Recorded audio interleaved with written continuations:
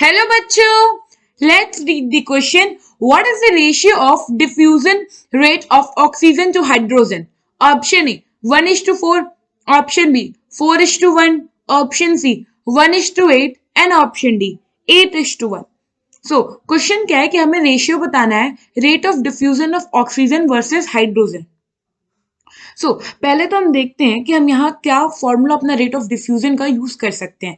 तो अगर आप देखो तो यहाँ पे हमारे पास केवल दो आप कह लो गैसेस गिवन है, एक ऑक्सीजन और एक हाइड्रोजन.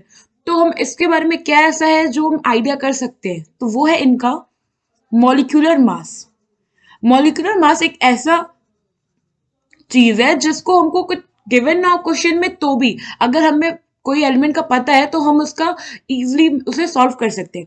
तो अगर हम रेट ऑफ डिफ्यूजन की बात करें तो रेट ऑफ डिफ्यूजन जो होता है इनवर्सली प्रोपोर्शनल होता है हमारा under root of molecular mass से.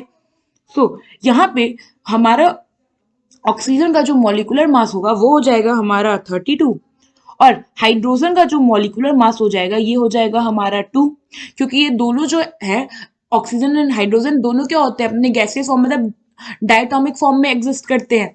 तो अब हम क्या करेंगे, अगर हम करें rate of diffusion of oxygen upon rate of diffusion of hydrogen, तो ये क्या हो जाएगा under root of molecular mass of hydrogen upon molecular mass of oxygen. क्योंकि जो हमारा रेट ऑफ डिफ्यूजन है, this is rate of diffusion, ये इनवर्स रिलेशन शो करता है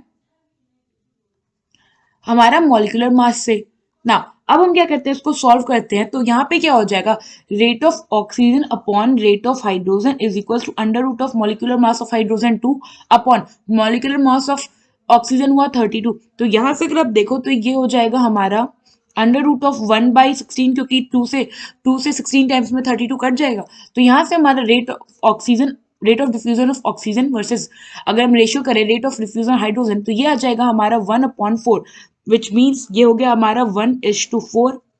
और अगर हम अपने ऑप्शन में देखें तो ये यहाँ पे हमारा ऑप्शन ही करेक्ट हो जाएगा. आई होप आपको ये क्वेश्चन समझ में आया होगा. Thank you.